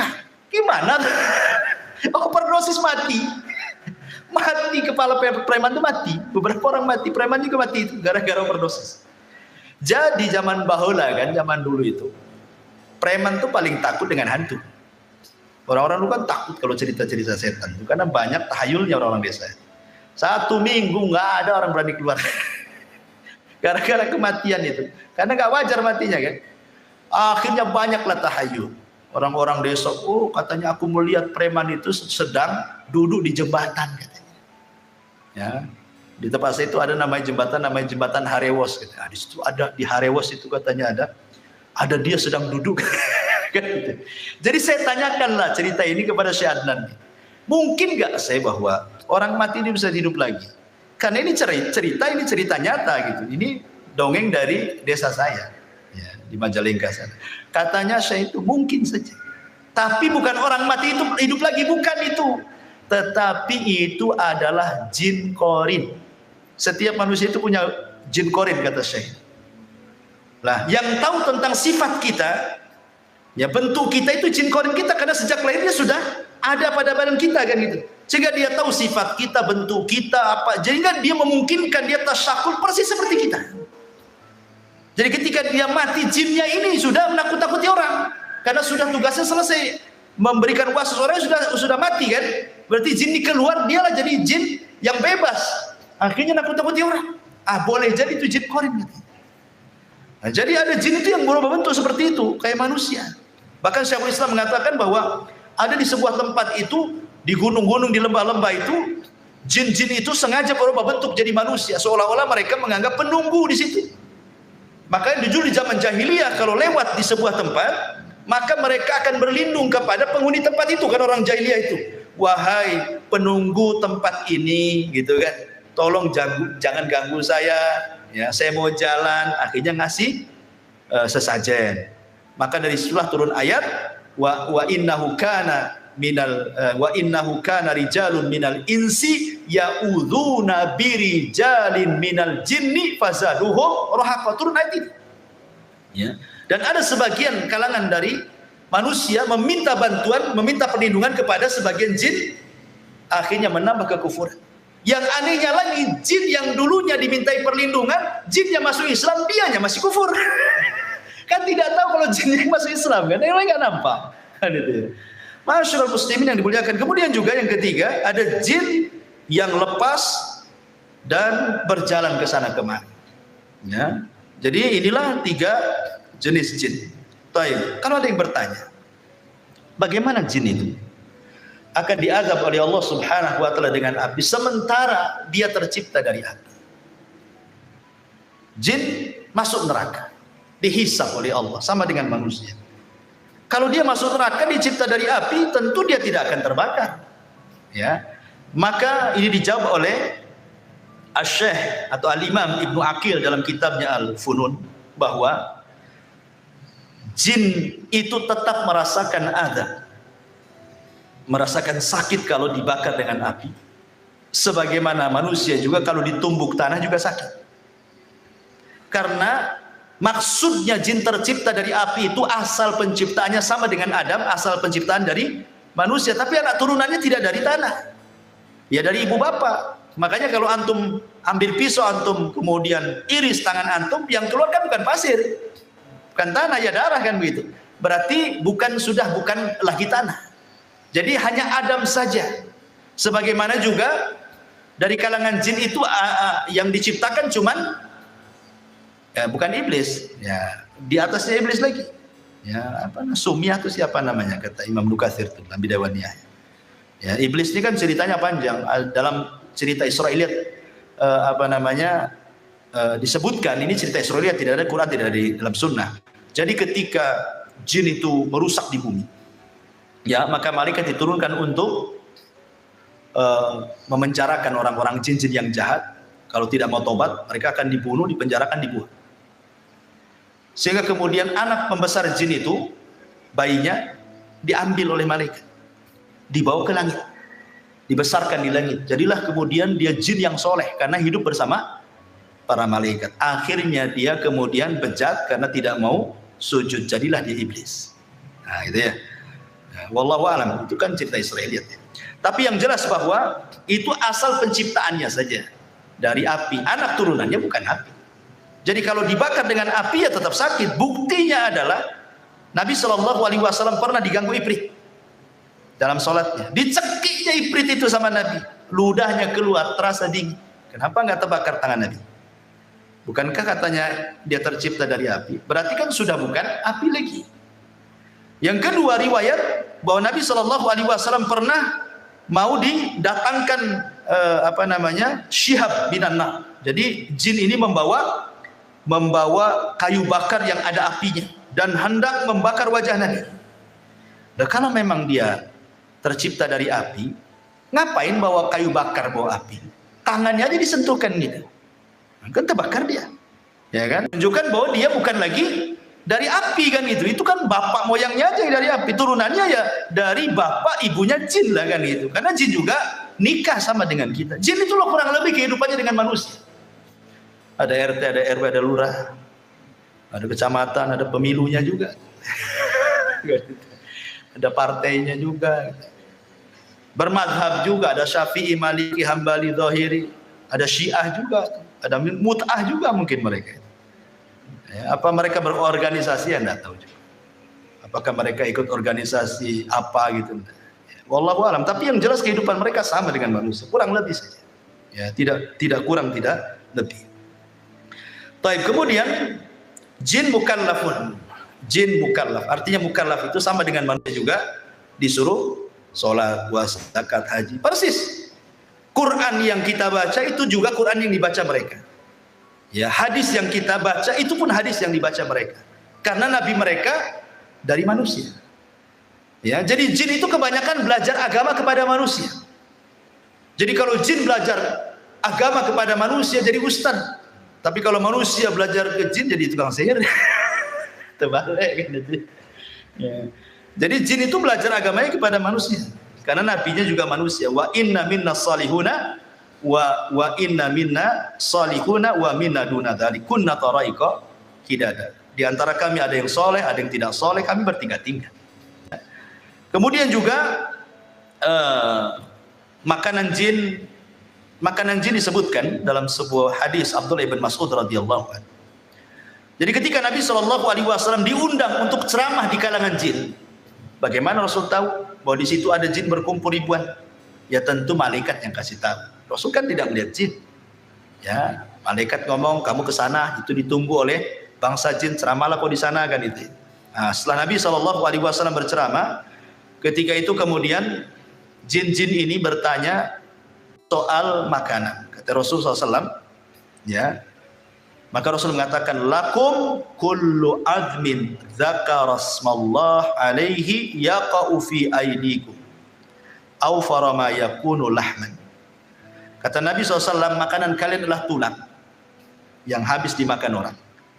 Kemudian ketika sudah habis dagingnya, ketika dibuang ke tong sampah, orang ini membaca basmalah, kemudian dibuang. Nanti akan kembali dagingnya. Ya, jadi antum kalau makan sop tulang, ya kan? Itu banyak tulangnya tuh, ya. Nah, pokoknya yang tulang-tulang lah, tulang ikan, tulang apa, tulang iga. Ya. Ketika antum lempar ke tong sampah, baca basmalah, supaya antum sedekah ke saudara antum dari kalangan jin. Sebab kalau antum baca basmalah, nanti daging itu akan balik. Cuman kita tidak melihatnya. Kalau melihatnya tak jadi antum buat. Kok balik lagi dagingnya? Itu makan lagi. Tentu enggak, maksudnya kan yang lihat mereka saja, ya. Balik lagi tuh dagingnya, dan itulah makanan mereka. Cuman kadang-kadang kita bakhil, ya. Di prestonya pula lah ikan itu. Tulang-tulang yang tuh makan. Tak ada sedekah-sedekahnya sama jin gitu ya. Jadi kata Nabi tulang, makanya ketika Nabi SAW melarang tidak boleh istijmar, memerintahkan istirmar dengan batu, kata Rasul, jauhi tulang dan kotoran. Ya, karena itu makanan jin, kata Nabi SAW kan itu. Ya. Kemudian juga setiap makanan yang tidak disebut nama Allah yang saya sudah katakan, antum makan apa saja antum tak baca basmalah, jin ikut. Ya, jadi setiap makanan yang tidak disebut nama Allah Subhanahu wa taala, dan tentu ada makanan lain yang kita tidak tahu. Ya. Adapun tempat-tempat jin disebutkan dalam beberapa riwayat. Yang pertama, tempat syaitan atau tempat jin adalah pasar. Pasar itu tempat syaitan, tempat jin jahat. Nabi SAW mengatakan, la takunanna in istata'ta awwala ma yadkhulu suq wala akhira man yakhruju minha fa innaha ma'raqatu syaitan wa biha yansibu rayatahu, kata Rasul. Jangan, kalau bisa lah, jangan menjadi orang yang pertama masuk pasar, dan jangan menjadi orang yang terakhir keluar pasar, kata Rasul. Jangan yang pertama kali kau masuk pasar, jangan pula yang terakhir masuk keluar pasar. Kenapa? Karena pasar itu tempat perangnya setan. Disitulah setan menancapkan bendera perangnya, genderang perangnya. Ayo perang dengan saya. Makanya tidak ada maksiat di luar pasar kecuali ada semua dalam pasar. Sebutkan maksiat di luar pasar apa yang tidak ada? Ada semua. Syirik banyak yang taruh tangkal-tangkal di warung-warung. Kan itu ya. Apalagi orang maki-maki di pasar, orang sumpah palsu, wallahi semua di pasar itu. Orang yang nipu, orang yang ngurangi takaran, timbangan, meteran, semua ada di pasar. Ya, makanya itu tempat setan. Makanya ada doa orang masuk pasar itu, berdoa. Ya. Kemudian yang kedua, tempat setan adalah kamar mandi hammam. Makanya kita disuruh berdoa, Allahumma inni a'udzubika minal khubthi wal khaba'is. Aku berlindung dari setan laki-laki dan perempuan, karena itu memang tempat jin, syaitan. Ya. Kemudian yang ketiga, hadis Abi Hurairah, sallu fi marabidil ghanam wa la tusallu fi a'tanil ibil. Salatlah di kandang kambing, jangan salat di kandang unta. Maksudnya kandang unta itu tempat unta istirahat. Karena unta itu paling cemburu kalau tempatnya ditempati orang. Kalau kambing antum di situ nggak akan cemburu, kambing cuek-cuek aja. Kalau antum salat di situ diterjang sama tempat dia, langsung dikejar antum. Karena ada tabiat setan. Ya, unta itu. Makanya kalau makan daging unta wudu. Kalau makan daging kambing tidak wudu gitu ya. Maksudnya tidak batal wudunya. Kemudian juga hadis yang ketiga. Kata Imam Ibnu Taimiyah rahimahullah, al-amakinul lati yunha 'anis salati fiha ka'atanil ibil wal hammami wa hiya al-ma' wasyaitan. Wa kadzalika ma yusafiru ilaihi ba'dun nas minal magharati wa nahwihi minal jibali qasidina li ta'dim tilkal buqati bisyami wa misra wal jazirati wal khurasan wa ghairiha wa kullu mawdi'in tu'addimuhu an-nas ghairal masajid wa masyairil hajj fa innahu ma'wa syaitan. Ya, kata Ibnu Taimiyah, tempat-tempat yang diagungkan manusia yang tidak ada perintah untuk mengagungkannya, maka di situ tempat setan. Ya. Pokoknya kalau ada tempat-tempat diagungkan manusia, pada Allah tidak memerintahkan untuk mengagungkannya, kata Ibnu Taimiyah, di situlah tempat setan. Ya. Ya macam-macam, tak kuburan atau tempat keramat gitu ya, gua-gua tertentu, bukit-bukit, kawah-kawah dan yang lainnya, maka kata Ibnu Taimiyah itu tempat setan.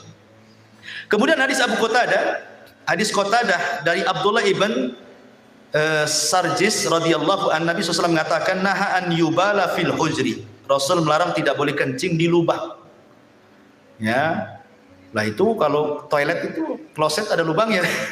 Bukan, maksudnya di tempat yang terbuka, maksudnya tadi hutan, tadi padang pasir, ada lubang di situ kan, jangan kencing di lubang. Kata Qatadah ketika ditanya kenapa, alasannya, maka beliau mengatakan innaha masakinul jin, bisa saja di situ dijadikan tempat jin. Ya, pokoknya kalau kencing lihat-lihat ada lubang enggak, takutnya lubang ular pula juga di situ kan, keluar bahaya tuh ya. Kemudian Imam Nawawi juga mengatakan as-salatu fi ma'was syaitan makruhatun bil ittifaq. Salat di tempat yang di situ sudah dijelaskan tempat setan hukumnya makruh. Seperti tempat-tempat minuman khamar, diskotik, bar-bar, tempat maksiat. Nah, itu tempat setan di situ. Jangan salat di situ, makruh. Ya. Nah, jadi termasuk juga beliau mengatakan wal kanais wal biya'i wal khususi wa nahwi dzalik. Termasuk juga di kanais, tempat-tempat ibadahnya non muslim, ya kan, dan begitu seterusnya, tidak boleh sholat di situ, makruh. Taib. Kemudian yang terakhir karena waktu juga membahas ya, tasyakul wa tasawur al jin, bahwa jin bisa tasyakul, bisa beralih rupa karena izin Allah Subhanahu wa taala. Tetapi ingat, tidak semua jin bisa beralih rupa kecuali sudah menghabiskan semua tenaganya. Sebenarnya kalau jin itu beralih rupa, ikhwan, berarti dia sudah lemah sebenarnya. Jadi kalau seandainya antum jalan kemana lah, di kuburan mana gitu, di Tamiang atau di mana gitu ya kan, kok nampak ada pocong gitu ya, berarti itu jin, setan itu sudah menghabiskan tenaganya, sudah lemah dia.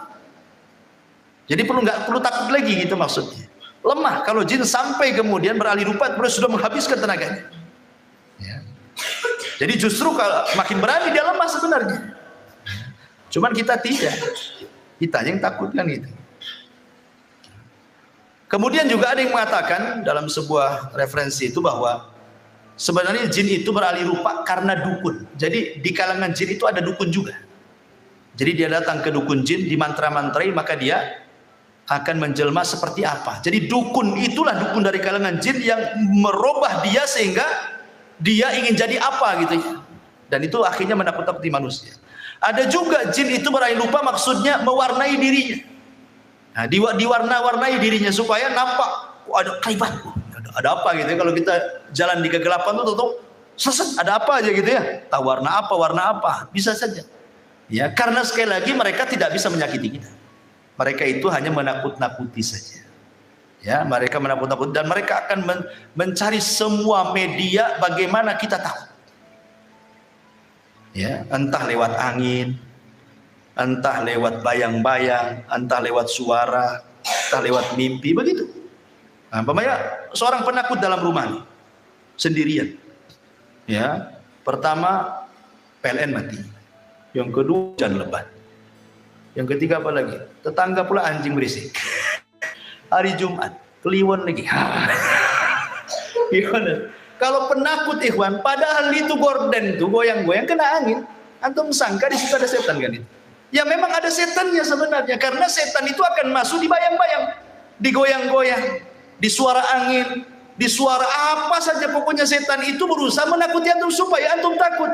Makanya Rasul mengatakan kalau antum lewat di sebuah tempat dan menakutkan, maka cukup mengucapkan bismillah wala tubali, kata Rasul. Bismillah, jangan pedulikan. Kata Rasul, cuma simpel saja. Baca bismillah, jangan pedulikan. Banyak istri antum nih, ya takut ya, kan ada wanita-wanita yang penakut. Mungkin karena sejak kecil sudah ditakut-takuti orang tuanya jangan keluar, nanti ada setan. Akhirnya sampai besar pun terpengaruh dengan bahasa itu. Nengok sinetron pula isinya susur ngesot kan itu. Semua film setan juga. Akhirnya kan kepikiran tuh. Kata Nabi SAW, kalau umpamanya ke dapur dari rumah, lagi hujan, lagi banyak angin goyang-goyang, jangan pedulikan. Memang itu setan, kita tidak syak lagi itu setan dengan nakut-nakuti. Tapi Rasul mengatakan jangan pedulikan, baca basmalah, masuk kamar mandi, kencing, balik lagi, selesai.